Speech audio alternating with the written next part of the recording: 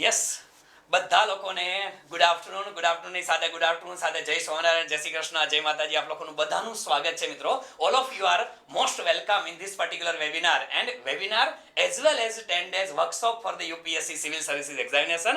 અને આજના વેબિનારની આપણે શરૂઆત કરીએ છીએ મિત્રો. 10 દિવસ સુધી આપણે લોકો મળવાના જ છીએ. 10 દિવસ સુધી મળશું. રોજે રોજ કંઈક ને કંઈક નવી નવી બાબતો સાથે આપણે મળવાના છે. અને ખાસ કરીને આજના દિવસે માત્ર 2 જ મિનિટની મારી વાત કરી અને હું અનુરાજને આખું માઇક હેન્ડઓવર કરવા માંગુ છું. એનું કારણ છે કે સાહેબ આજે કે અમે જેને મળવા આવ્યા છે, જેને આજે મેં સાંભળવા વેબિનારની અંદર આવ્યા છે ને સાહેબ, એ કે તમને તો રોજ સાંભળી છે, આજે મારે સક્સેસફુલ કેન્ડિડેટને સાંભળવા છે તો અનુરાજને આપણે સાંભળવાના છે. પણ એની પહેલા હું હંમેશને માટે મિત્રો જોતા હોવ છો આપ લોકો, હું કહેતો હોઉં છું કે હો ગઈ હે પીર પર્વત સી પિઘલની चाहिए, अब इस हिमालय से भी कोई गंगा निकलनी चाहिए.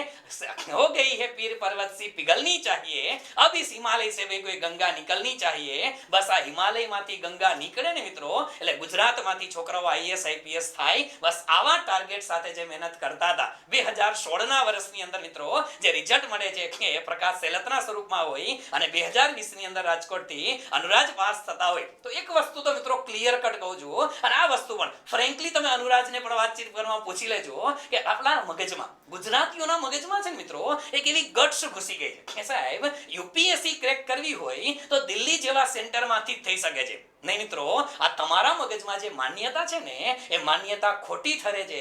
એટલું જ નહીં, છેલ્લા ઘણા વર્ષોથી તમે લોકો જોવો છો કે માત્ર અને માત્ર ગુજરાતમાં રહીને તૈયારી કરેલી હોય અને છતાં પણ છોકરાઓ સિવિલ સર્વિસીસ ક્રેક કરે છે. અને આવી જ રીતે રાજકોટમાં રહીને પણ સિવિલ સર્વિસીસ ક્રેક થઈ શકે છે. એના જીવતા જાગતા ઉદાહરણ છે મિત્રો. અને એટલા માટે હું તો ત્યાં સુધી કહીશ કે યુપીએસસી ની અંદર સફળતા એ માત્ર દિલ્હીનો ઇજારો નથી, એ માત્ર દિલ્હીનો ઇજારો નથી, એ વસ્તુ અમે લોકોએ સાબિત કરી દીધી છે. અને એટલા માટે આજે આ 10 દિવસ સુધી નોન સ્ટોપ આપણે દરેકે દરેક સબ્જેક્ટ માટે મળવાના છે, દરેકે દરેક વિષય માટે મળવાના છે. કારણ કે યુપીએસસી ની તૈયારી એ એવું નથી કે તમને હું 10 મિનિટ સમજાવી દઉં એટલે તમે લોકો તૈયારી કરવા રેડી થઈ જશો. નહીં, એના માટે it will take a time. તો આપણે લોકો 10 દિવસ સુધી પેશન્સ રાખજો અને 10 દિવસ સુધી જુદી જુદી બાબતોની આપણે ચર્ચા કરવાના છે. એ પછી ઓપ્શનલ સબ્જેક્ટ હોય તો પણ ભલે, જીએસ ની તૈયારી હોય તો પણ ભલે, મેન્સ ની તૈયારી હોય તો પણ ભલે, દરેક વસ્તુની ચર્ચા આપણે લોકો કરવાના જ છીએ મિત્રો. તો આ શરૂઆત કરીએ એની પહેલા આજના દિવસે અનુરાજ સર આપણી પાસે ઉપસ્થિત છે. આજનો સેશન જે છે એ અનુરાજને જ હેન્ડઓવર કરીએ છીએ. જ્યારે એનું સેશન પૂરું થઈને સમય વધશે તો મેં હું ના, બરાબર. પણ આજના દિવસે સક્સેસફુલ કેન્ડિડેટ આપણી પાસે ઉપસ્થિત હોય તો એને જ શબ્દો સાંભળવા જોઈએ યાર, તો આપણે સાંભળવા જોઈએ. પણ એક નાની એવી ફોર્માલિટી સ્વરૂપે મિત્રો અનુરાજનું ખાસ કરીને સંસ્થા પરિવાર વતી એક મોમેન્ટ આપી અને સ્વાગત કરવું છે. કારણ કે યુપીએસસી ની અંદર સફળતા એક નાની સફળતા છે નહીં, તો એક સફળતા માટે નાનું એવું સ્વાગત કરવા માંગુ છું અનુરાજનું. Yes ma'am please. યસ, હા, યસ, ચાલો. It's for grand success. અને નેક્સ્ટ માટે હજી ખાસ, કારણ કે આ વખતે પણ મિત્રો ખાસ અનુરાજે આ વખતે પણ મેન્સ લખેલી છે. યસ, આ વખતે બી મેન્સ લખેલી છે. અને આ જે મેન્સ લખીને આવ્યા છે ને એની અંદર પણ આ વખત કરતા સારો રેન્ક મળે ને એવી થોડી ઘણી શુભેચ્છા સંદેશ આપવો છે. તો પેલું યસ બોક્સ તમને આપી દેજો. આ એક નાનકડી મોમેન્ટ સ્વરૂપે છે, બીજું કઈ નથી.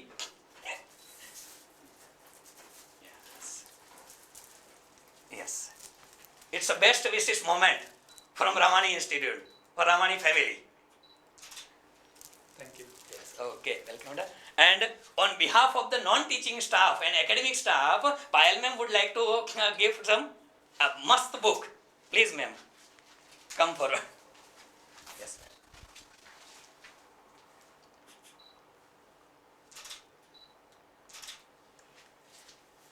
Yes, that's a steel frame.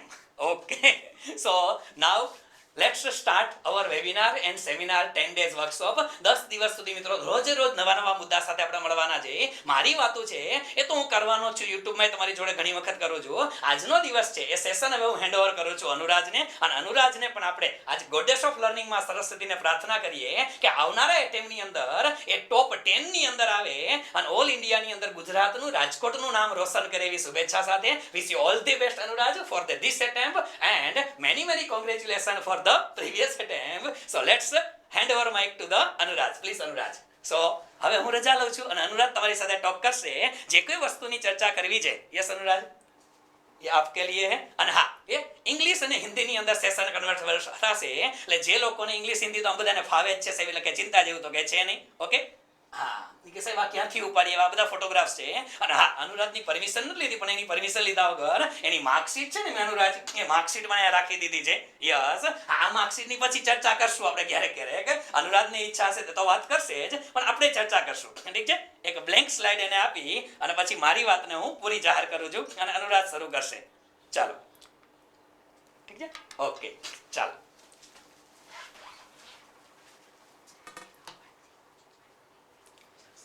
Good evening everyone. सो जैसा सर ने बताया कि मैंने दिल्ली जाने की कोई ज़रूरत नहीं है, and I completely agree 100% with the sir. तो I would just like to give a brief background about myself. मैं वैसे रहने वाला तो राजस्थान का हूँ, पर गुजरात में ही रह रहा हूँ बहुत टाइम से.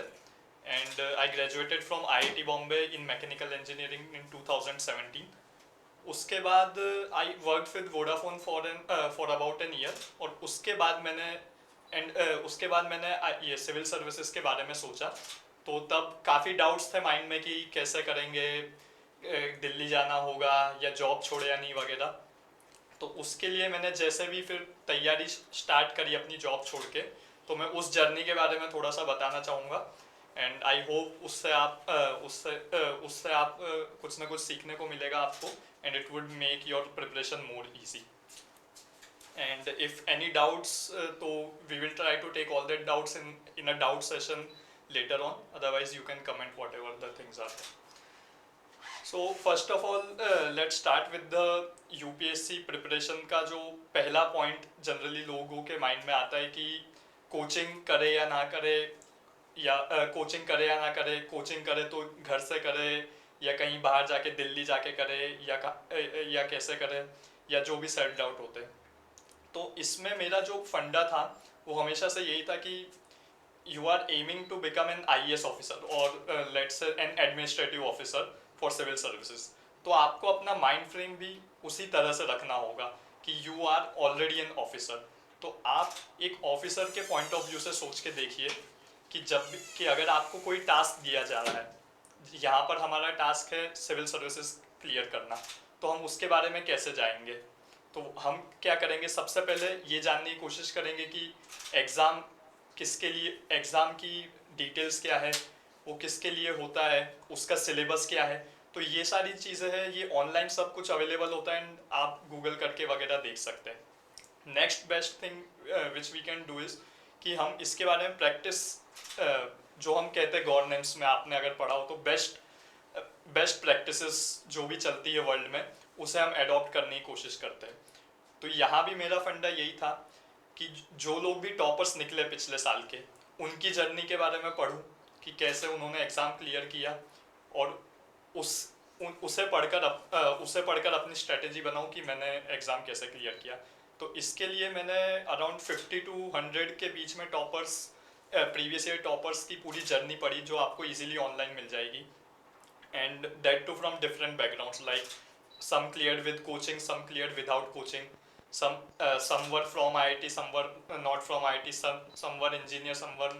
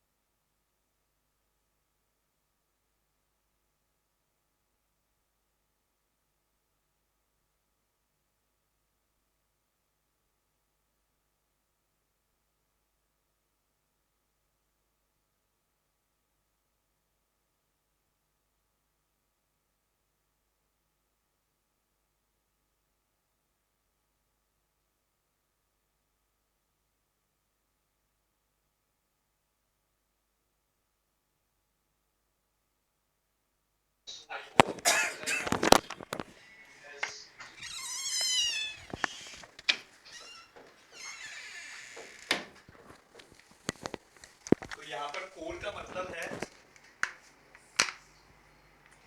C for curiosity,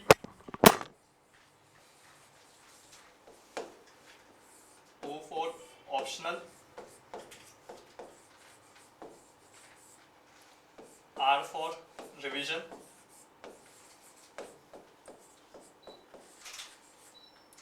E for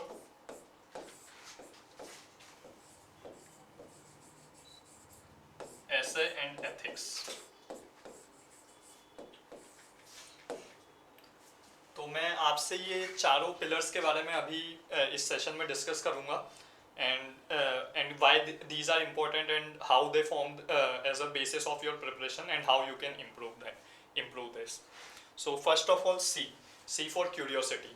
So by curiosity I mean कि आप जब preparation start कर रहे हो तो it's essential कि आपके माइंड में एक एलिमेंट ऑफ क्यूरियोसिटी हमेशा बना रहे कि जब भी आप आपके आसपास कोई भी चीज़ देखते हो कि जो भी हो रही है कि मे बी अभी जैसे अभी इतने सारे इश्यूज चल रहे कि यूएस में नए प्रेसिडेंट आए या इंडिया में फार्मर लॉस के ऊपर कुछ डिस्कशन जो भी चल रहे हैं और may be even in your locality Gujarat के अंदर या इकोनॉमिक सिचुएशन कोविड जो भी हुआ तो for example let's take COVID तो आप में क्यूरियोसिटी हमेशा होनी चाहिए कि व्हाट इज कोविड जो भी वायरस है तो उसका इसे नाम कोरोना वायरस से चेंज करके कोविड क्यों किया गया कौन बॉडी ये डिसाइड करती है कि डिसीज का नाम या जो भी है उसे कोविड क्यों कहेंगे लाइक WHO फिर उसके लिए गवर्नमेंट ने क्या स्टेप्स लिए and what are the technical and scientific steps which are taken to treat the virus etcetera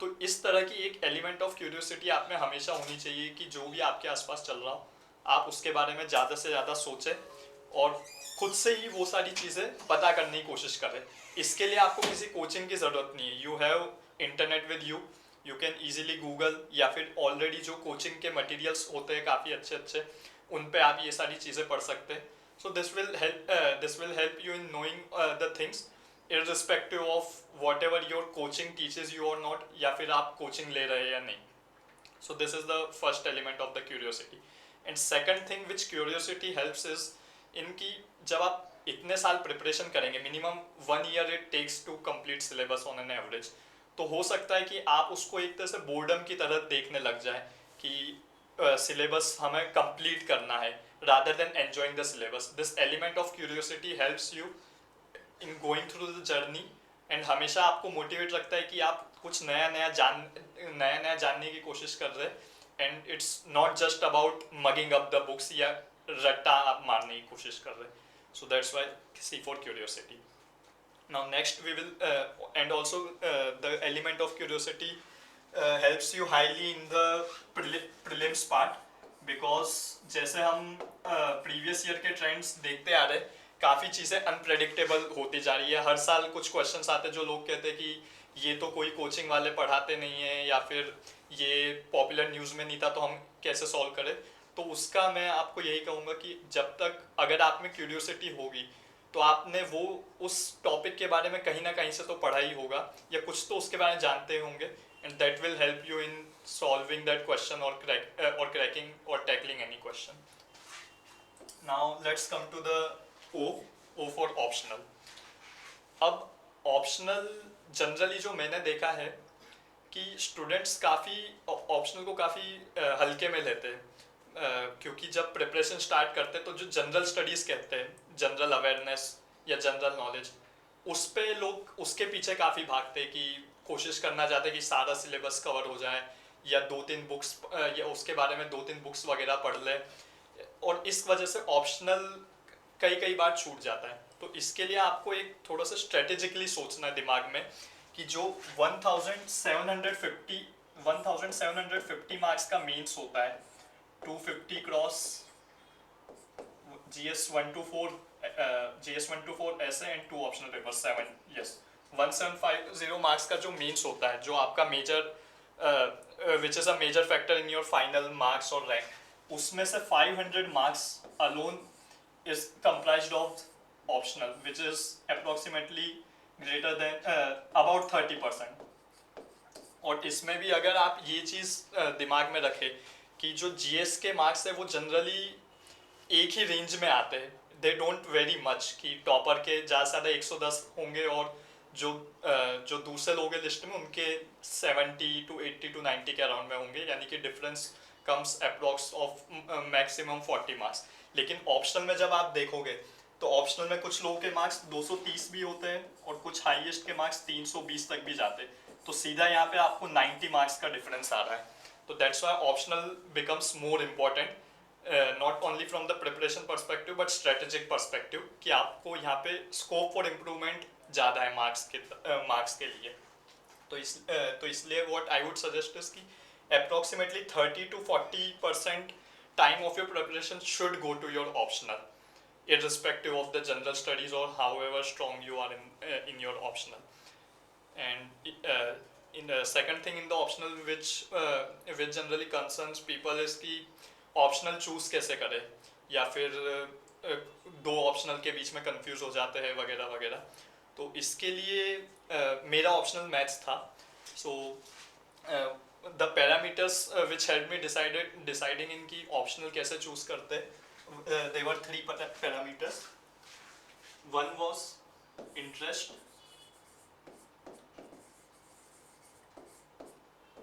second is past performance,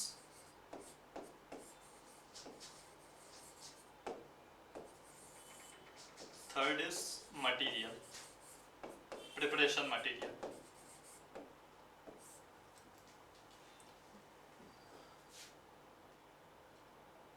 Yes. So इसको मैं डिस्कस करना चाहूँगा कि first of all bye interest, यानी आपको उस सब्जेक्ट को पढ़ने में इंटरेस्ट होना चाहिए, बिकॉज अगेन सेम थिंग कि जीएस तो आप पढ़ते काफ़ी टाइम पढ़ेंगे, एंड अक्सर ऐसा होता है जीएस पढ़ते पढ़ते हम लोग बोर हो जाते हैं।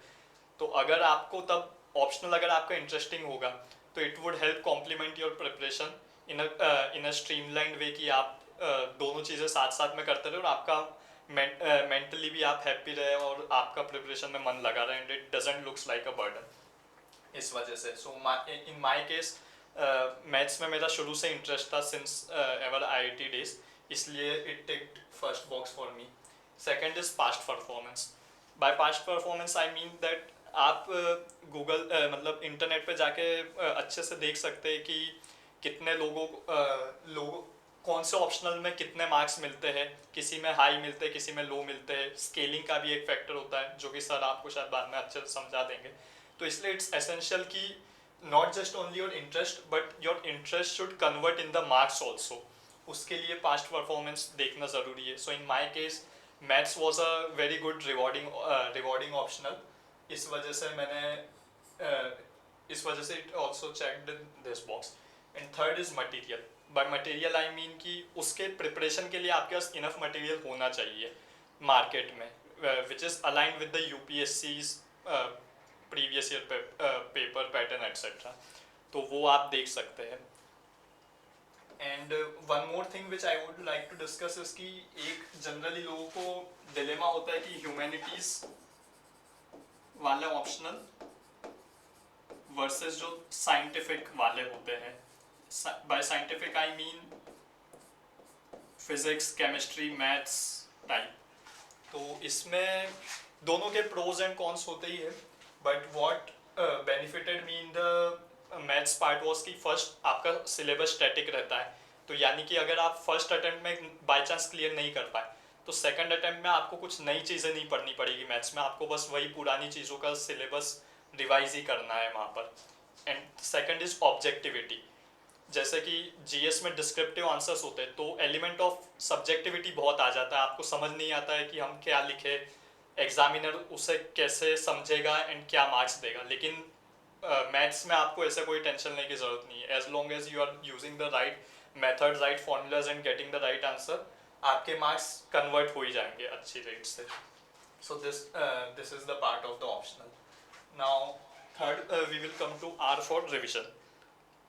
सो why revision is essential. So अगर आप सिलेबस उठा कर देखें, या उनमें बहुत लोग आप पढ़ भी रहे होंगे यूपीएससी वगैरह के लिए, तो आप देखेंगे कि सिलेबस ऐसा लगता है बहुत ज़्यादा है, सारी चीज़ें एक के बाद एक आती रहती है। It seems like it's a never ending process. So how would you tackle it? तो आपको ये समझने की ज़रूरत है कि कोई भी चीज़ कि कॉन्क्वेस्ट का रास्ता निकलता है कंसोलिडेशन से. What I call this is C2C, consolidation for conquest.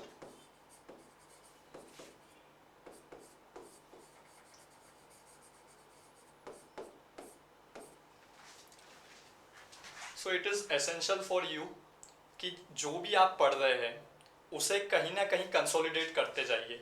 May be it is in form of notes और maybe it is in another form, जैसे भी आप पढ़ना चाहें. लेकिन इट्स एसेंशियल कि आप रादर देन एक चीज़ 10 जगह से पढ़े, आप एक ही चीज़ को 10 बार पढ़े. This is very important factor which often students neglect. तो इस पे मैं आपको रियली ज़्यादा स्ट्रेस देना चाहूँगा कि रिवीजन को एक हैबिट बना के रखिए. जैसे ही आप पढ़ते रहते हैं, मे बी आपका रिवीजन डेली हो सकता है या वीकली हो सकता है या मंथली हो सकता है. ये सब आप लोगों को सोचना है. But what my importance of revision is कि it helps in consolidation of whatever limited knowledge we are gaining, and at the same time it helps in retaining all this stuff. तो ये जो stuff आप retain करेंगे ये आपको सिर्फ prelims में काम नहीं आएगा but mains में भी काम आएगा in the form of facts, figures, diagrams etc. जो भी आप answer copies में बनाएंगे, जो भी हम answer writing में discuss करेंगे. So yes, this is R for revision. Now E, essay and ethics. So again the same concept comes in the case of essay and ethics की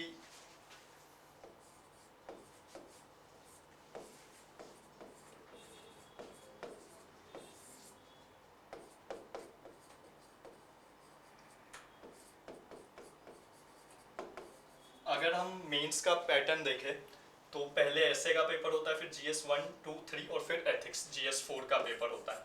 तो अगर आप क्लोजली नोटिस करें तो GS जो भी आप करंट अफेयर्स पढ़ रहे हैं या मे बी हिस्ट्री और जियोग्राफी एट्सेट्रा भी आप इसमें मिला लीजिए, तो वो सब आपका GS 1 to 3 में सारी चीज़ें कवर हो जाएगी. But maximum marks which all this knowledge can fetch you is 750 marks, 250 into 3. And another point is कि जो मैंने पहले कहा था ऑप्शनल के पर्सपेक्टिव में कि GS के अंदर मार्क्स काफ़ी ज़्यादा वेरी नहीं करते. आप कितना भी अच्छा परफॉर्मेंस कर लिया, थोड़ा कम भी रहेगा आपका, तो आपका रेंज ऑफ मार्क्स इतना ज़्यादा नहीं जाएगा. लेकिन वहीं एसे एंड एथिक्स में there is a high scope of improvement in marks. Essay में last time around 160 was the highest and I got around 120. So there is still a scope of improve 40 marks का improvement का scope है. Similar is the story of the ethics. इस वजह से it is essential कि आप अपनी जो भी प्रिपरेशन है उसमें एक बैलेंस बना के रखिए between the GS or what you say current affairs, and second is the essay and the ethics part, and third is the optional part. And for the essay and ethics strategy ये sir बाद में discuss कर लेंगे या हम भी एक थोड़ा सा ब्रीफ ओवरव्यू देख लेंगे इसके बारे में. सो ये मेरा पॉइंट था कि ये चारों एलिमेंट्स अगर आप अच्छे से माइंड में ध्यान रखेंगे तो it will not only help in streamlining your preparation but also translating that preparation into the marks, जिससे आपको एक स्ट्रेटेजिक एडवांटेज मिले इन clearing the exam.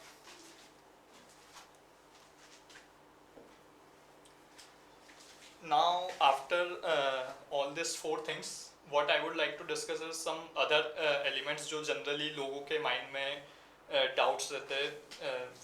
Primarily one is note making,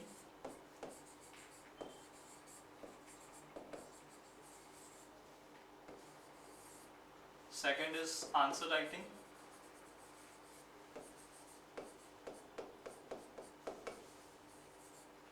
and third is tests or what we say mock tests.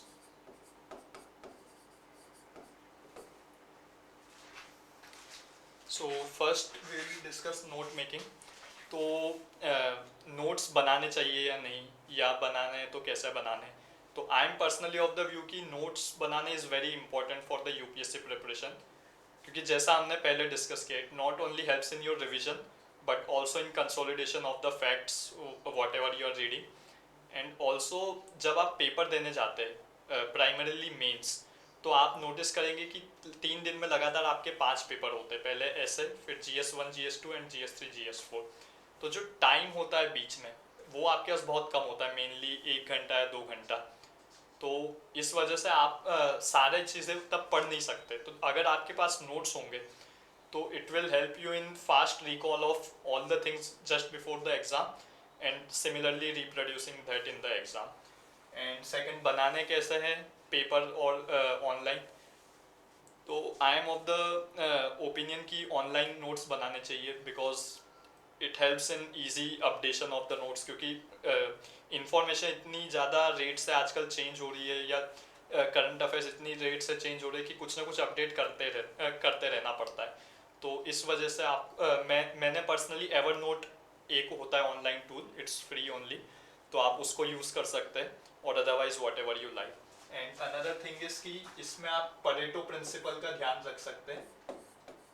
So what Pareto principle says is a rule of 80-20, कि आप जो भी पढ़ रहे उसको 20% के फॉर्म में समराइज कीजिए, जिससे 80% कंटेंट कवर हो जाए। Because at the end of the day अगर आप देखेंगे तो 80% syllabus 80% question revolve around the 20% syllabus of the UPSC. तो इसको ध्यान में रखते हुए ये एक आप रेशियो अपने माइंड में रख सकते हैं, फॉलो कर सकते हैं to help in making notes, या जैसे भी आपको नोट्स बनाने हैं, छोटे बड़े वगैरह। Second is answer writing and test, mock test. I think I will discuss both together. तो टेस्ट के लिए आई थिंक इट्स एसेंशियल कि आप कोई भी टेस्ट देते रहे या मॉक टेस्ट देते रहे, because it helps you in benchmarking. By benchmarking I mean कि आपको पता रहेगा कि आपकी प्रिपरेशन सही रूट पे जा रही है कि नहीं। हो सकता है कि आपके एफर्ट्स बहुत स्ट्रॉन्ग हो, लेकिन आपकी डायरेक्शन गलत हो और आपका गोल इधर है। लेकिन अगर आपके एफर्ट्स थोड़े कम हुए और डायरेक्शन सही हुई, तो आप अपने रूट तक जल्दी पहुंच सकते हैं rather than taking the long route. So this is my फंडा। तो test helps you in aligning your preparation, कि अगर आप गलत डायरेक्शन में जा रहे हो तो टेस्ट की वजह से आप थोड़ा सही रूट पे आ जाओगे। And it also helps in breaking monotony of the preparation and give you a sense of confidence, a boost of confidence also, and identifying your strengths, weakness, opportunities, etc. So the same concept goes for the answer writing also, कि आप answer writing अगर करते रहेंगे mains के लिए पहले से, तो again it will help you in aligning your objective. तो आंसर राइटिंग के लिए मैंने क्या किया था कि एक ऑनलाइन कोचिंग है IS बाबा, उनका एक TLP करके प्रोग्राम होता है, तो इट्स फ्री प्रोग्राम ओनली। उस पर डेली 5 आंसर्स प्रैक्टिस किए थे 60 डेज के लिए before prelims, and after prelims I joined a proper test series for evaluation, etc. So you can do that over there or over here also in Ramani sir's classes, etc. And the same goes for test यानी mock test in the case of prelims, कि आप का भले syllabus complete नहीं हुआ हो तो भी आप टेस्ट देते रहे, ताकि आप कुछ ना कुछ नॉलेज गेन करते रहेंगे और एक उस माइंड फ्रेम में भी रहेंगे कि क्वेश्चन को कैसे टैकल करना, rather than just mugging up the information. So I think we have discussed all the main things about preparation, mainly regarding the this all things covers prelims and mains. Interview पे एक छोटा सा session में ले लेता हूँ। So for interview what I did was कि मेरा फर्स्ट इंटरव्यू था एंड मुझे ज़्यादा आइडिया नहीं था, तो मैं रमानी सर से मिलने आया यहाँ पर। तो ही गाइडेड मी अबाउट कि इंटरव्यू प्रोसेस क्या होता है, कैसे होता है। I also read about other toppers की क्या होता है, कैसे होता है, what are the important things वगैरह। तो उसमें आपको जो मेन चीज़ समझने की ज़रूरत है वो ये है कि this is not actually an interview, जो हम एक नॉर्मल सेंस में रहते हैं कि it would be a question answer session type of thing. No, अगर आप यूपीएससी का नोटिफिकेशन जाके देखें तो it's clearly written it's a personality test.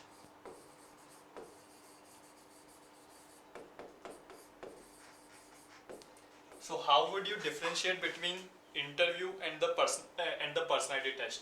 तो आपको ये समझने की जरूरत है कि गोल क्या है। इंटरव्यू का गोल होता है कैंडिडेट की नॉलेज के बारे में जानना, बट पर्सनैलिटी टेस्ट का गोल होता है कि बट पर्सनैलिटी टेस्ट का गोल होता है उसकी पर्सनैलिटी के बारे में जानना, कैंडिडेट का कॉन्फिडेंस देखना, कैंडिडेट की इंटीग्रिटी देखना, कैंडिडेट का sense of presence of mind देखना। तो ये सारी चीज़ें आप सिर्फ एक नॉर्मल क्वेश्चन आंसर से जज नहीं कर सकते, बल्कि it's more about a discussion. तो आपको वहाँ पे ये आपका नॉलेज का टेस्ट नहीं है, that is already checked in your prelims and mains. What you need to focus is कि आपको एक सेंस ऑफ मैच्योरिटी दिखाने की ज़रूरत है, and also a sense of strong character over there, and I think it will help you in sailing through interview easily on that. So I think I have covered all the main basic parts जो भी मेरी journey के थे कि for prelims, mains, interview, and whatever are the basic essentials required for the preparation. और इसमें मैं एक और चीज़ यही कहूँगा कि प्रीलिम्स और मेंस तक तो मैंने सेल्फ ही प्रिपरेशन किया था, तो अगेन मैंने अपनी एक स्ट्रेटेजी बना के रखी थी, उसी पे स्टिक करते गया मैं। एंड जो भी कोर्स करेक्शन करने होते थे, जैसे मैंने यहाँ पे बताया कि डायरेक्शन आपको सही करनी है, तो ये टेस्ट के थ्रू या कुछ लोगों से मिलकर या किसी की गाइडेंस लेके वो करते गए। And one last thing which I would like to tell is as a note और word of caution, whatever you say, कि आजकल इंफॉर्मेशन ओवरलोड का थोड़ा सा ज़माना हो गया है। अगर आप इंटरनेट पे जाएंगे तो आपको 10 टॉपर्स दिखेंगे, 10 अलग अलग चीज़ बोल रहे हैं, या किसी टीचर के पास जाएंगे तो 2 टीचर हो सकता है कॉन्फ्लिक्टिंग चीज़ बोल रहे हैं। तो आप it's very easy to get confused in all this times. तो what I would suggest is कि अगेन जो हमारा फर्स्ट प्रिंसिपल था about preparation, think like an administrator.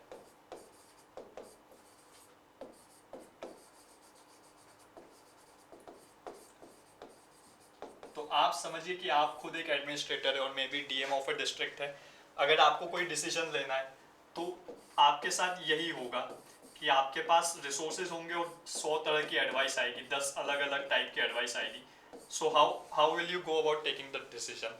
So same, you need to trust yourself, trust your skills, trust your knowledge, and then go for whatever you think is right, and take proper accountability for that. तो मैं यही कहना चाहूँगा कि हर साल, जैसे इस साल अराउंड 800 लोगों ने यूपीएससी क्लियर किया। अगर आप डिटेल में देखें तो सबकी स्ट्रेटेजी आपको कुछ ना कुछ अलग मिलेगी। So rather than being confused about that, what you need to learn is कि there are 800 ways to clear UPSC. तो ज़रूरी नहीं है जो मैंने अभी तक सब बताया वही सब सही है या बाकी गलत है। आप अपनी स्ट्रेटेजी भी बना सकते हैं, and if you think it is giving you dividends in form of your performance in the tests और marks etcetera, then I think it is right for you. सब लोगों का अपने अपने स्ट्रेंथ्स होते हैं, वीकनेस होते हैं, तो आपको उस हिसाब से अपनी स्ट्रेटेजी बनानी चाहिए। और जो भी आप सोचें उस पर थोड़ा स्टिक कीजिए, एंड डोंट डेविएट, क्योंकि मार्केट में रिसोर्सेज इतने सारे हैं कि आपको हर दिन कोई नई नई बुक मिलती रहेगी किसी भी टॉपिक के ऊपर। तो आप यू विल बी टेम्प्टेड कि हो सकता है इस बुक में अच्छा कंटेंट हो या उस बुक में अच्छा कंटेंट हो, तो आप उधर शिफ्ट करना चाहेंगे वगैरह। तो ये चीज़ को हमेशा ध्यान रखिए, have faith in yourself, and you will easily sail through the exam. And मैंने ये सारी जो भी स्ट्रेटेजी बताई है, ये मैंने अपने एक पर्सनल सोशल मीडिया अकाउंट पर लिख रखी। कोरा पे आप जाके चेक कर सकते हैं, कोरा पे मेरे नाम की आप प्रोफाइल देख सकते हैं, Anuraj Gupta.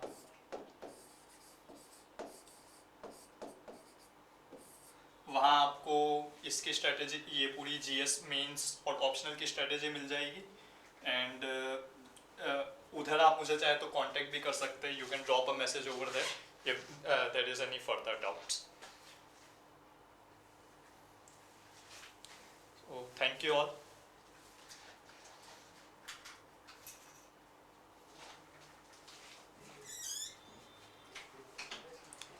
And yes, so another thing which I forgot to mention was कि यही कि यहाँ से मैंने रामायण इंस्टीट्यूट से ही मैंने अपने इंटरव्यू के लिए जब पहली बार, जैसे मैं बताया था, मिला था, तो रामायणी सर ने काफ़ी अच्छे से गाइडेंस वगैरह किया था। And even after the interview, जब अभी मैं प्रीलिम्स और मेंस दे रहा हूँ नया वापस से नेक्स्ट अटेम्प्ट के लिए, तो उसमें भी उसमें भी सर ने मुझे गाइडेंस वगैरह दी in terms of checking my paper and जो भी छोटे छोटे ट्वीक्स होते हैं। और अगर आपके कुछ क्वेश्चंस वगैरह हो या क्वेश्चंस हो तो आप एक बार यहाँ मैसेज कर दीजिए, I will try to address your queries. I think first question is current affairs कैसे प्रिपेयर किया। तो करंट अफेयर्स में माय मेन थिंग्स वर कि फर्स्ट डेली न्यूज़पेपर रीडिंग, उसमें मैंने द इंडियन एक्सप्रेस पढ़ा था। कुछ लोग द हिंदू पढ़ते हैं, कुछ लोग कुछ और पढ़ते हैं, तो I don't think it matters much. जो भी आपको सही लगता है वो पेपर अच्छे से रिलीजियसली फॉलो करिए, जैसा कि मैं बताया, just stick to it. I think you will get a good idea about the things. Second is कि डेली कुछ कोचिंग्स होती है, जैसे रमानी सर की है या दिल्ली कुछ कोचिंग्स है, तो वो लोग अपने डेली करंट अफेयर्स की एक समरी डालती है, तो आप उसे भी रेफर कर सकते हैं। उससे आपको आइडिया लग जाएगा कि क्या आज इम्पोर्टेंट चीज़ है जो शायद आपने छोड़ दी हो न्यूज़ पढ़ते हुए। एंड थर्ड, जैसा कि मैंने अपने फर्स्ट उसमें का yes and you can add this, मैंने एक मंथली विजन आईएएस की एक मैगजीन आती है करंट अफेयर्स की, वो भी मैं करता था जस्ट टू चेक कि कुछ इंपॉर्टेंट छूट ना जाए। एंड थर्ड, जो मैंने अपने फर्स्ट पिलर में बात करी थी क्यूरियोसिटी की, तो रादर देन सीइंग कि ये आपका डेली टास्क है या आपको इसे करना ही है स्कूल के होमवर्क की तरह, वैसा मत लीजिए। Just have an element of curiosity कि जो भी आपके आसपास हो रहा है, तो अगर आपको लग रहा है वो चीज़ इंपॉर्टेंट है तो उसके बारे में गूगल करिए, उसके बारे में कुछ आर्टिकल पढ़िए। एंड जरूरी नहीं होता आपको द इंडियन एक्सप्रेस से ही पढ़ने हो या किसी कोचिंग की वेबसाइट से ही पढ़ने हो। आपको अगर कहीं दूसरे न्यूज़पेपर में कोई अच्छा आर्टिकल मिल रहा है उसके बारे में, या कोई एक अच्छा यूट्यूब वीडियो मिल रहा है, आप उसके थ्रू वो नॉलेज लर्न कर सकते हैं। Because ultimate aim is to gain knowledge. Source आपका कुछ भी हो सकता है, कोचिंग हो सकता है, न्यूज़पेपर हो सकता है। यूपीएससी डजंट एडवाइस कि आपको ऐसे ही कुछ करना है, it's up to you. Then when did you start your mains writing practice.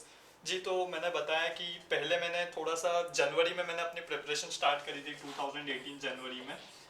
तो अराउंड सिलेबस जब तक मेरा कंप्लीट हुआ था अराउंड अक्टूबर में, एक हल्का फुल्का सिलेबस कंप्लीट हो गया मेजर। तो मैंने नवंबर, दिसंबर एंड जनवरी में 60 डेज आंसर राइटिंग प्रैक्टिस करी थी, जो मैं पहले बताया था कि हर डे 5 आंसर्स लिखने का। तो ये बिफोर प्रीलिम्स ये आंसर राइटिंग प्रैक्टिस करी थी। और आफ्टर प्रीलिम्स, जैसा कि मैं बताया, एक टेस्ट सीरीज ली थी मैंने, तो उसमें 12 टेस्ट दिए थे, मतलब जीएस 1 to 4 के, हर जीएस के 3 test.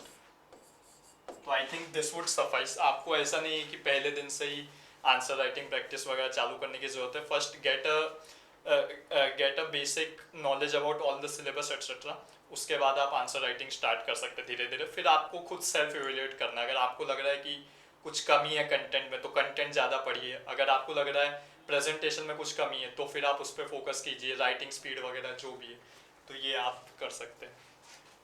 Could you repeat the platform for online notes? Evernote. Evernote के अलावा आपको OneNote भी आता है एक मार्केट में माइक्रोसॉफ्ट का, that is also good. But I think Evernote is good क्योंकि वो सारे डिवाइसेस में एक साथ चल जाता है, easy for updation etc. Should we first study for prelims then for mains or aim for both? Aim for both right from the starting. Yes. तो अगेन जैसा कि मैंने प्रिपरेशन में कहीं भी डिस्ट्रीब्यूशन नहीं किया कि प्रीलिम्स के लिए मैंने ऐसा किया, मेंस के लिए ऐसा किया, तो आई वुड से कि आपको प्रिपरेशन इंटीग्रेटेड रखना है, आपको फोकस नॉलेज पे करना है। अब वो नॉलेज प्रीलिम्स के लिए कैसे यूज़ होगा दैट इज़ अनदर पार्ट, वो नॉलेज मेंस के लिए कैसे यूज़ होगा दैट इज़ अनदर पार्ट। उसमें आपको अपना एक जुडिशियस डिसीजन लेना है। तो वो आप कैसे जान सकते हैं? PYQs के थ्रू। तो आप इसके लिए PYQs मतलब प्रीवियस ईयर क्वेश्चन पेपर्स, तो प्रीलिम्स के लिए मैंने 1992 से लेकर करंट तक के प्रीवियस ईयर क्वेश्चन देखे थे, और मेंस के लिए 2013 से लेके अभी तक, क्योंकि 2013 में एक मेजर सिलेबस चेंज हुआ था, तो टाइप ऑफ क्वेश्चंस वगैरह भी तब चेंज हो गए थे। तो ये आप एक बार आइडिया ले सकते हैं इनको देख के, तो आपको पता चल जाएगा कि प्रीलिम्स के लिए क्या चीज़ फोकस करने की ज़रूरत है, मेंस के लिए क्या फोकस करने की ज़रूरत है। जैसे हम फॉर एग्जांपल कोरोना का केस लेते हैं, तो मैं पहले डिस्कस कर रहा था कि पहले हमने जब सुना था वो कोरोना था, तो व्हाट इज कोरोना, एक तो होता है जो वायरस के केस में, और एक होता है ये कि एक सन की लेयर होती है कोरोना। फिर उसका नाम कोविड कैसे पड़ा, तो वो डब्ल्यू एच ओ और एक ICV करके ऑर्गेनाइजेशन होती है वगैरह, वो लोग ये सब डिसाइड करते हैं। तो this all thing are important for prelims. But यहाँ पर मेंस के लिए आपके लिए क्या इम्पोर्टेंस आ जाएगी कि उस वायरस की कुछ characteristics, what are the different technologies which are being used to address this. I think this was a mains question this year also in GS3 कि what are the technologies which is being used to tackle the coronavirus situation. तो इससे आपको ये previous year question देख के answers देख के idea लग जाएगा। इस NCERT कंपलसरी फॉर UPSC। हाँ, तो इसके लिए मैंने जो अपनी बुक लिस्ट है, जो मैंने खुद हर एक टॉपिक के लिए रेफर करी थी, वो मैंने वही कोरा के ऊपर डाल रखी है। आप अभी जाके चेक कर सकते हैं या बाद में चेक कर लीजिए, उसमें मैंने लिखा है जो मुझे सही लगा, and in the form of compulsory. तो आई थिंक कंपलसरी ऐसा कुछ होता नहीं, अगेन इट्स ऑल अबाउट कि आप नॉलेज कहाँ से गेन कर रहे हो। बट आई पर्सनली थिंक कि NCERTs are a very good source of knowledge and also very much relevant for UPSC, क्योंकि जो भी अगर आप थोड़ा सा कोरिलेशन देखें तो वहाँ से काफ़ी टॉपिक्स उठ के आते हैं प्रीलिम्स के लिए, प्रीलिम्स और मेंस दोनों के लिए डायरेक्टली। तो इसलिए I think NCERTs are a good thing which you should do. उससे आपका थोड़ा बेसिक भी स्ट्रेंथन होता है, एंड अगर कोई टॉपिक है जो आपको पढ़ने में पसंद नहीं आता, जनरल लोगों को हिस्ट्री पसंद नहीं आता है, कुछ लोगों को जियोग्राफी नहीं आता, तो NCERTs will give you a good starting base कि आप उसमें थोड़ा सा इंटरेस्ट भी जगा सके। सो इन दैट फॉर्म। मैथमेटिक्स के बारे में किसी ने पूछा था आई गेस, तो मैथ्स का थॉट अभी यहाँ साइड में पार्क रखते हैं, वो मैं एक साथ बताता हूँ। If I forgot please remind me again. Current affairs कितने टाइम तक का करना चाहिए, गुड क्वेश्चन। तो करंट अफेयर्स में आपको ये चीज़ एक समझनी चाहिए कि UPSC is not mainly focused on the current affairs, what it's focusing on is contemporary affairs.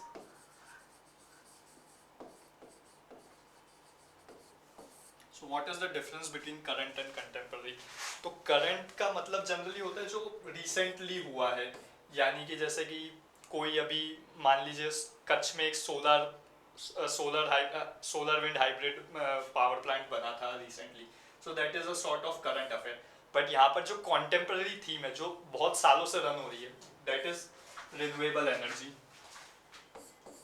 कि रिन्यूएबल एनर्जी के लिए हम कैसे क्या क्या मतलब सॉल्यूशंस ला सकते हैं, जैसे एक हाइब्रिड पावर प्लांट है या वेरिएबल एनर्जी मेथड है, या फिर इंडिया उसके लिए क्या क्या स्टेप्स ले रहा है। एक जैसे आप उसमें पढ़ सकते हैं कि 175 गीगावाट का हमारा टारगेट है वगैरह।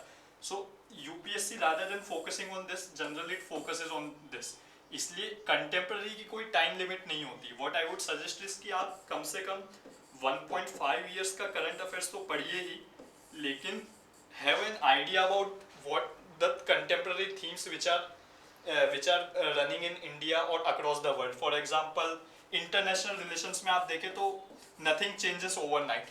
इंडो पैसिफिक का जो अभी हम रिसेंटली राइज देख रहे हैं, so it's a contemporary process जो बहुत टाइम से चल रहा है। तो वो ऐसा नहीं कि आप एक साल का कवर करके समझ जाएंगे, just get a brief idea कि उसका स्टार्टिंग कहाँ से हो रहा है, आफ्टर इंडिपेंडेंस क्या इशू हुए थे वगैरह। सो ये आपको माइंड में ध्यान रखना।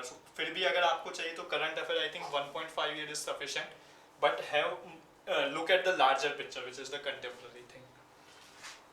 विच publication you refer for all subjects, again मैंने बुक लिस्ट डाल रखी अपनी कोरा के ऊपर, मैंने एक आंसर लिख रखा, आप वहाँ से देख सकते हैं कौन से बुक से स्टार्ट किया। Again same thing.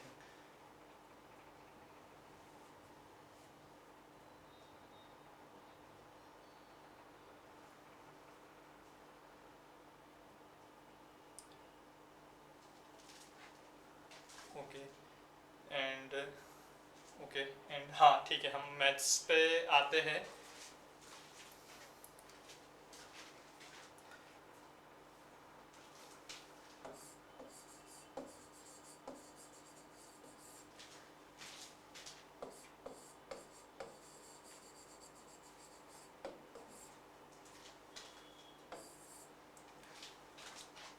हाँ, मैथ्स के लिए पर्सनली माय केस थोड़ा टाइम कम था मुझे प्रिपरेशन के लिए, इस वजह से जो जनरली लोग रूट फॉलो करते हैं कि वो सारी स्टैंडर्ड बुक्स वगैरह पढ़ते हैं, हर एक टॉपिक के लिए आपको स्टैंडर्ड पब्लिकेशन मिल जाएगा, उसके थ्रू बेसिक समझते हैं और उसके बाद चीज़ें करते हैं वगैरह, उसके बाद जो भी टेस्ट वगैरह सॉल्व करते हैं। तो this is the general approach which people take, but मेरा थोड़ा अनकन्वेंशनल अप्रोच था which I call is reverse engineering approach.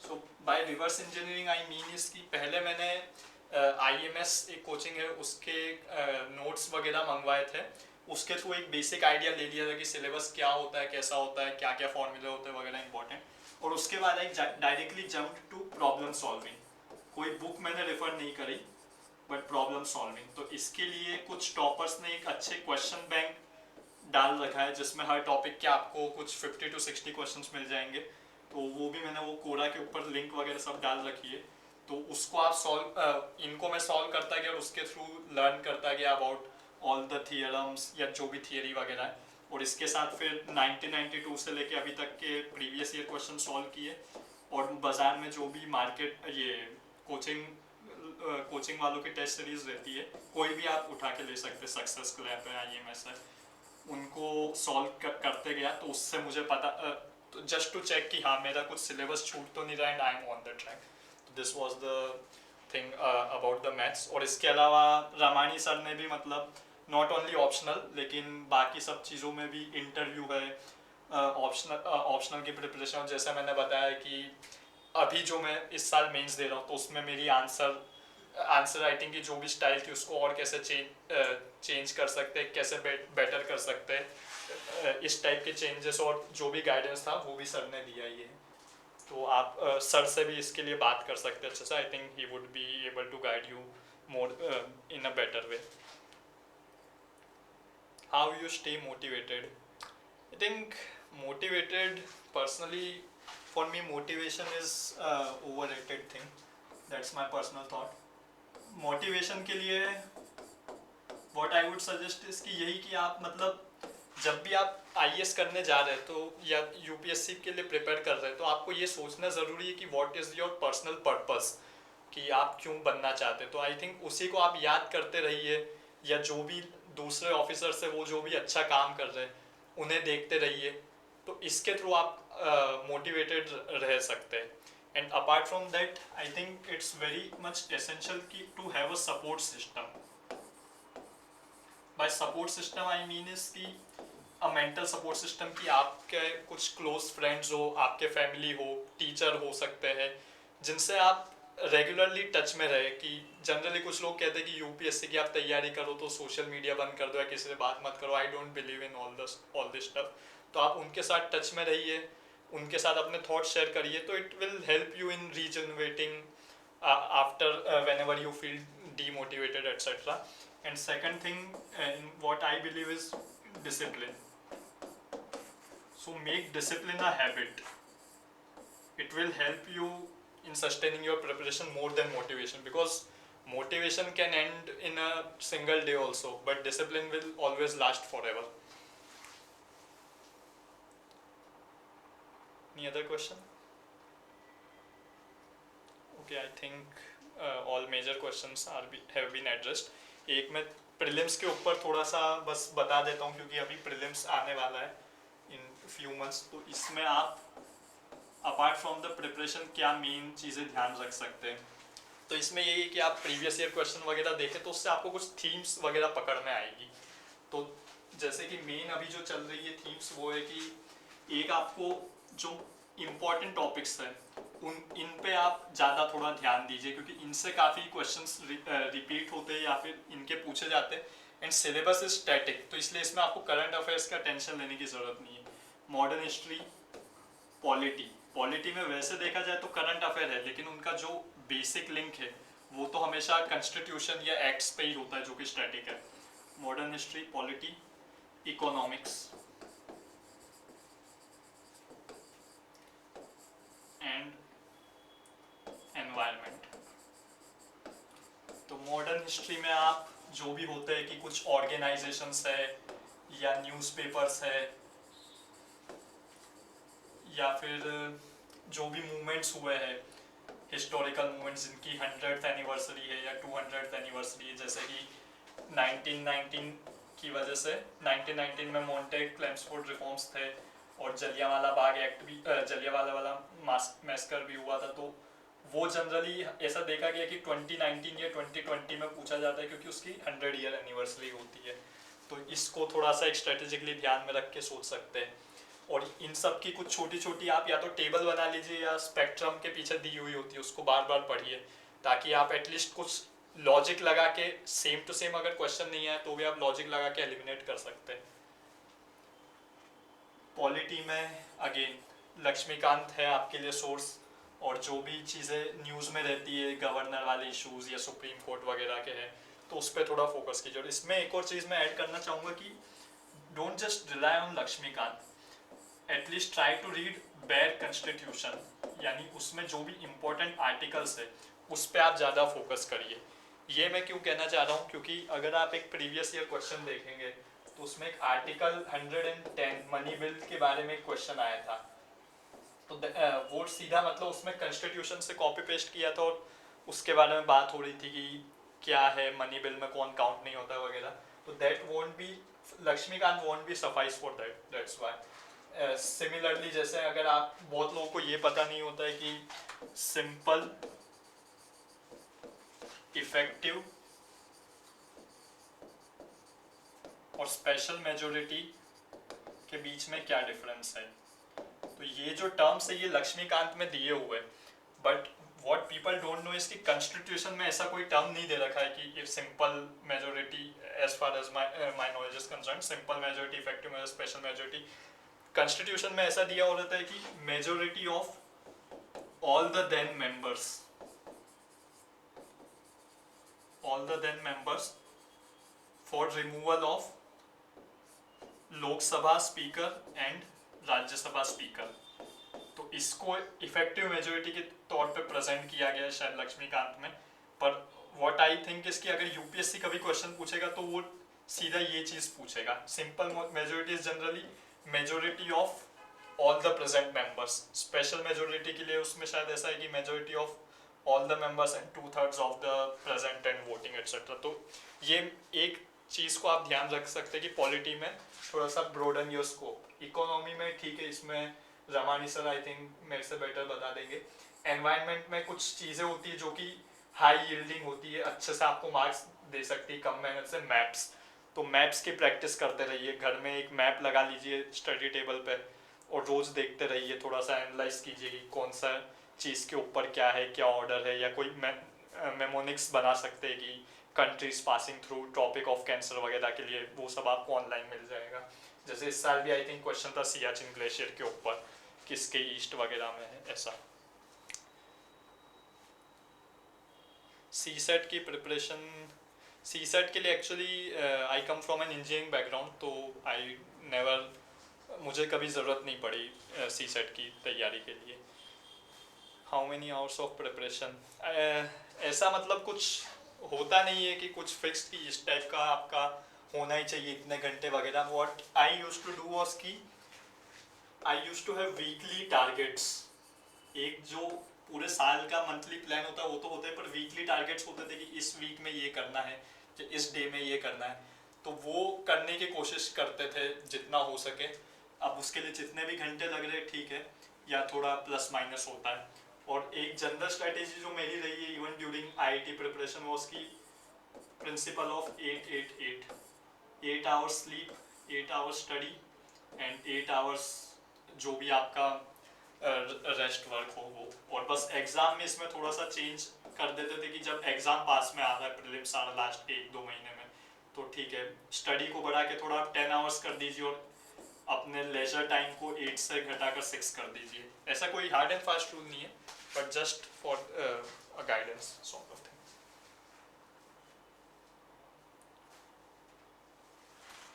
Okay, I think I have covered major doubts: CSET, prelims, optional, interview, mains, answer writing. If anything else is there, let me know. Or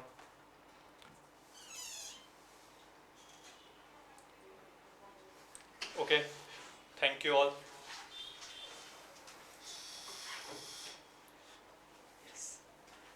okay ચલો એટલે હજી આમ પૂરું નથી કર્યું અમે તમે લોકો ભાગવા માંડતા નહીં કે સાહેબ કે અનુરાગ સરે પૂરું કર્યું કે હવે તમને સાંભળવા દે આમાં પછી એવું થાય યાર કે अनुराग सर कहते हैं थे कि अगर सचिन तेंदुलकर ने बैटिंग कर ली हो, अगर ओपनिंग में आपने सचिन को खिलाने बिठा दिया और उसके बाद राहुल द्रविड़ आया तो हालत कैसी होगी. એટલે આના જેવું થાય કે સચિન તેંડુલકર બેટિંગ કરીને વયો ગયો અને હવે રાહુલ દ્રવિડ આવે છે તો તમારી હાલત એવી થશે સાહેબ કે આમાં મજા આવે ન આવે. પણ માત્ર 2-5 મિનિટ તમારા લોકોની લઈ અને આજના સેશનને આપણે ઓવર કરશું, કારણ કે મારું સેશન જે છે એ આપણે આવતીકાલે રાખશું. આવતીકાલે પહેલેથી લઈ અને વોટ ઇઝ યુપીએસસી શા માટે તમારા જો મિત્રો ઘણા બધા વિદ્યાર્થીઓના મગજમાં, અને આમ તો મને ખબર છે આખું સેશન હું પણ બહાર બેઠો સાંભળતો હતો, આખું સેશન મેં સાંભળેલું હતું. એટલે ક્યારેક એવું લાગે કે અમુક વસ્તુઓ છે ને અનુરાજ પાસે મારે કેવું પડશે, એટલે તું મને નથી કહેતો આવું તે કર્યું હતી, પણ ડોન્ટ વરી. એટલે અમુક બાબતો જે છે મિત્રો એની પણ આપણે ચર્ચા કરવાના છે. ઘણી ખરી વસ્તુઓ તમે લોકો આમ તો બેઝિક બ્રીફની અંદર સમજાવેલું છે મિત્રો, અને હંમેશને માટે આગ્રહ છે મિત્રો આપણો એવો હોય છે કે જે ખરેખર તેને સક્સેસ મેળવેલી છે, ખરેખર સક્સેસ મેળવેલી છે એ કેન્ડિડેટ જ્યારે તમને વાત કરશે મિત્રો ત્યારે ખબર પડશે. 2-4 મુદ્દાઓ તમે નોંધ કરેલા હશે. જે વિદ્યાર્થીઓ રેગ્યુલર બેચવાળા છે એ લોકોને ખબર છે કે અલિયાવ તમને પહેલા દિવસે તમારું એડમિશન થાય એટલે તમને 25 વર્ષના પેપરનો સેટ આપવાની વાતો કરીએ છીએ, અને પહેલા જ સેશનની અંદર હું કહું છું કે પ્રીવિયસ યરના પેપર્સ કરાય, પણ આ તો પછી શું થાય, ઓલી હિન્દીમાં કહેવત છે ઘર કી મુર્ગી દાલ બરાબર. આવું ન થવું જોઈએ. એટલા માટે અમુક બાબતો છે ને મિત્રો એ ક્લેરિફાઈ થઈ જાય. તમારે કઈ રીતે તૈયારી કરવી છે, ઘણા ખરા ક્વેશ્ચન તમારા મગજની અંદર હજી મને ખબર છે ભલે ક્વેશ્ચન આન્સરિંગ સેશનની અંદર પણ આપ લોકોએ ઘણી ખરી વાતો કરેલી છે, અને આપ લોકોના ડાઉટ મને જેટલા મગજમાં ડાઉટ હતા એવું લાગ્યું કે કદાચ તમે ન પૂછ્યા હોત ને તો હું કહેત કે આ ડાઉટ્સ કહી દો, પણ લગભગ ડાઉટ્સ તમારા ક્લિયર થઈ ગયા છે. પણ હજી થોડી ઘણી બાબતો ઘણા બધા વિદ્યાર્થીઓના મગજમાં બાબતો હશે કે શું કરવું છે સાહેબ, કઈ રીતે જવું જોઈએ, ક્યાંથી પ્રિપરેશન સ્ટાર્ટ કરવી જોઈએ, કયા સબ્જેક્ટની શરૂઆત કઈ રીતે કરવી જોઈએ, આ તમામ વસ્તુઓ છે ને મિત્રો એની ચર્ચા આપણે કરશું. પણ એક બાબત તમને લોકોને ખાસ કહું કે આ 10 દિવસ સુધી ડિફરન્સ સબ્જેક્ટ માટે આપણે લોકો ભેગા થશું. એમાં એકાદ દિવસ સેશન હશે એ આપણે સ્પેશિયલ કટ ઓફ ઉપર જશું. યસ મિત્રો, યુપીએસસી ના પ્રીવિયસ યરના જે કટ ઓફ્સ છે એ કટ ઓફ્સ ઉપર એક આખો સેશન લેશું. એક સેશન છે એ various types of optional subject, તમારા મગજની અંદર જેટલા ઓપ્શનલ સબ્જેક્ટ છે એ દરેક ઓપ્શનલ સબ્જેક્ટને આપણે ન્યાયપૂર્ણ ચકાસણી કરશું. કારણ કે એક સિમ્પલ ઉદાહરણ આપું મિત્રો, ઘણા ખરા વિદ્યાર્થીઓના મગજની અંદર એવું થતું હોય સાહેબ કે અમારે ગુજરાતી સાહિત્ય નથી રાખવું, અમારે કે પોલ સાયન્સ અને ઇન્ટરનેશનલ રિલેશન રાખવું છે, રખાય. It doesn't matter. પણ જેમ અનુરાજે કીધું એમ કે સબ્જેક્ટની બાબતની અંદર તમારું મટીરિયલ્સ છે, તમારો ઇન્ટરેસ્ટ છે, આ ઘણી બધી વસ્તુ મેટર કરે. અને એના માટે તો એટલું કહીશ કે ખાસ કરીને યુટ્યુબના બ્લોગ જોઈ અને ઓપ્શનલ સબ્જેક્ટ નક્કી ન કરતા યાર. કારણ કે તમારા મગજની અંદર એક સિમ્પલ ઉદાહરણ આપું કે તમે લોકો કોઈ પણ ટોપર્સને જોશો. હવે ટોપર્સ મોટા ભાગે એવા છે કે સાહેબ એને પોલિટિકલ સાયન્સ રાખ્યું હતું, રાખી શકાય નો ડાઉટ, પણ ખાલી એટલો વિચાર કરવાનો કે જે તે ટોપરે પોલ સાયન્સ રાખેલું હતું અને ટોપર બન્યા હતા એ વ્યક્તિએ દિલ્હી યુનિવર્સિટીની અંદર કે જેએનયુની અંદર એને BA or MA with political science કરેલું હતું, અને એ વિદ્યાર્થીને પોલ સાયન્સની અંદર 350 માર્ક્સ આવે છે. હવે તમે રહ્યા આપણે ગુજરાતના લોકો, આપને પોલિટી અને પોલિટિક્સ આ બે શબ્દોનો ડિફરન્સ જ ખબર ન હોય તો શું કરવાનું યાર.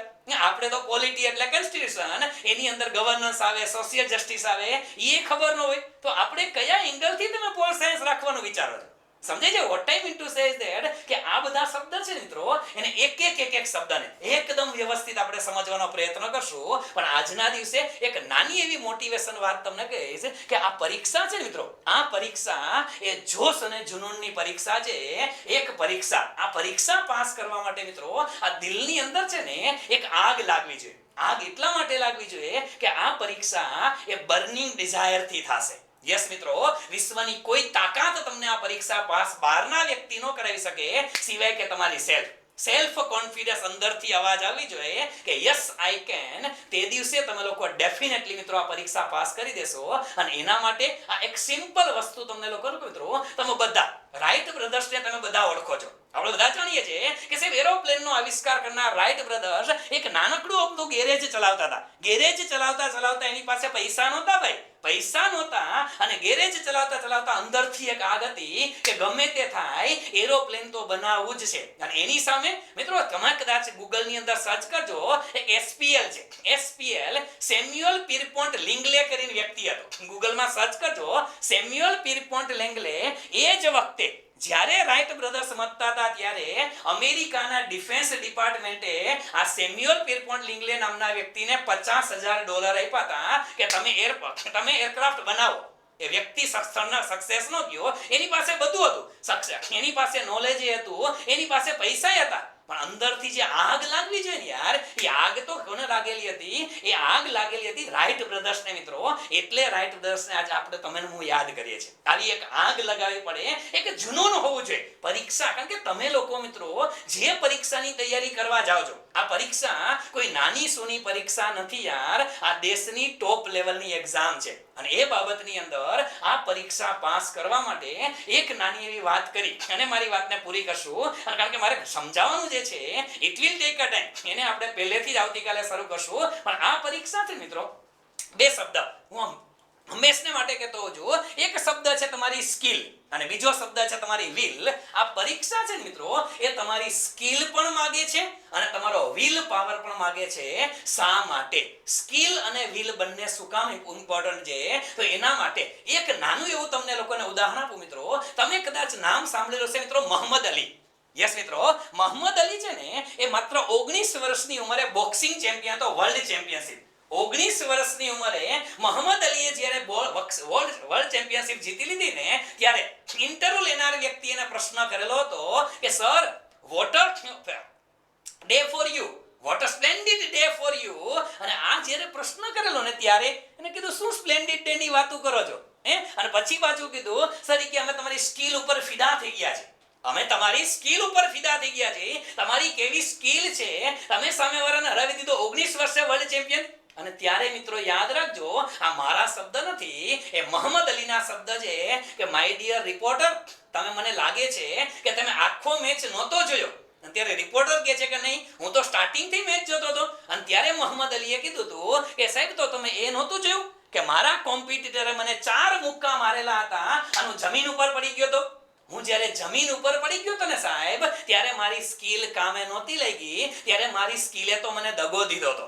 મારી જે સ્કિલ હતી, મેં ક્યારે મારા કોમ્પિટિટરનો એક મુક્કો ખાધેલો નહોતો અને મારા કોમ્પિટિટરના 4 મુક્કા ખાઈને નીચે પડી ગયો હતો.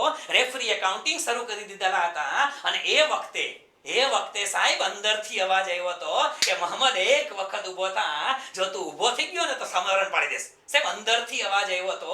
આ મેચ જે છે ને એ મને મારી સ્કિલે નથી જીતાડ્યો, મારા વિલ પાવરે જીતાડ્યો છે. આવો જ વિલ પાવર તમારા લોકોના મગજની અંદર હોવો જોઈએ. આવો વિલ પાવર એક દિલની અંદર હોવો જોઈએ. અને એટલા માટે હું કહું છું કે માયુસ મત હોના કિસી ભી વક્ત તેરા નામ બન सकता है, मायूस मत होना किसी भी वक्त तेरा नाम बन सकता है. अगर दिल में हो आग और हौसले हो बुलंद तो अखबार बेचने वाला भी कलाम बन सकता है यार. આ આગ લાગવી જોઈએ, દિલની અંદર આગ લાગવી જોઈએ કે નહીં, એક વખત યુપીએસસી પાસ કરવી છે. અને કઈ રીતે કરવી છે, કઈ રીતે કરશું, શું કરશું, આ તમામ મુદ્દાઓની ચર્ચા આપણે લોકો કરતા રહેવાના છે. તો આજના સેશનને આપ લોકો સાથે નાનકડી મોટિવેશન વાત કરી અને આ વસ્તુને આપણે પૂર્ણ જાહેર કરીએ છીએ. ફરી પાછા આવતીકાલના દિવસે આપણે લોકો પહેલેથી સ્ટ્રેટેજી લઈ અને ઈચ એન્ડ એવરી સબ્જેક્ટની સાથે આપણે મળશું. અને હજી તમારા મગજની અંદર કોઈ પણ પ્રકારના ડાઉટ્સ હોય, કોઈ ક્વેરી હોય, એ પણ તમે લોકો આપણા જે હેલ્પલાઇન નંબર છે, જે નંબર ઉપરથી તમને લિંક મળે છે, એ નંબર ઉપર તમે લોકો મોકલી દેજો. આ 10 દિવસના વર્કશોપમાં તમારા ઈચ એન્ડ એવરી ક્વેશ્ચનને સોલ્વ કરવાનો આપણે પ્રયત્ન કરશું. કારણ કે મિત્રો આ યુપીએસસી છે, સિવિલ સર્વિસીસ છે, એ સિવિલ સર્વિસીસ એવી પરીક્ષા નથી કે તમને અડધી કલાકમાં ખબર પડી જાય કે શું કરવાનું. નહીં, it will take a time. 10 દિવસની અંદર આપણે એ જ ચર્ચા કરવાના છે કે પરીક્ષા માટે શું કરવું જોઈએ, કઈ રીતે પ્રિપરેશન કરવી જોઈએ. બધા સાથે રહેશું અને સાથે તૈયારી કરી અને એક વખત તો એવું સાબિત કરવું છે યાર કે યુપીએસસી માં સફળતા એ દિલ્હીનો ઇજારો નથી યાર. ગુજરાતમાંથી પણ પરીક્ષા દઈને પાસ થઈ શકાય છે. ગુજરાતમાંથી જ પ્રિપરેશન કરી પણ સફળતા મળે છે, સારા રેન્ક સાથે મળે છે અને લેવો છે. અને એટલા માટે હંમેશને માટે કહેતો છું મિત્રો કે જબ તક તોડેંગે નહીં તબ તક છોડેંગે નહીં. जब तक तोड़ेंगे नहीं तब तक છોડેંગે નહીં. યુપીએસસી પરીક્ષામાં છોકરાઓને પાસ કરવા માટેનો એક ભેખ થયેલો છે ને યાર, એને જ્યાં સુધી દર વર્ષે યુપીએસસીમાં ગુજરાતમાંથી 10 છોકરા પાસ નહીં કરાવો ને ત્યાં સુધી જંપવાનો નથી, અને એના માટે તમારો સાથ જોશે. યસ મિત્રો, હો ચુકા આગાज रण का युग बदलने की तैयारी है, हो चुका आगाज रण का युग बदलने की तैयारी है, जीत उसी की होगी जिसका संघर्ष जारी है. संघर्ष करશું, સાથે તૈયારી કરશું અને સાથે સફળતા મેળવશું. આપ લોકો પણ આવી સફળતા મેળવો એવી આપ લોકોને પણ શુભેચ્છા સાથે આજના સેશનની આપણે પૂર્ણાહુતિ કરીએ છીએ. વળી પાછા આવતા 10 દિવસ સુધી આપણે લોકો મળતા જશું દરેક સબ્જેક્ટ માટે. ત્યાં સુધી આપ લોકોનો ખૂબ ખૂબ આભાર મિત્રો. Have a nice day to all of you. Wish you all the best to all of you. અને છેલ્લે મિત્રો, જય ભારત, જય હિન્દ, જય જય ગરવી ગુજરાત, જય જય ગરવી Gujarat. Thank you very much friends.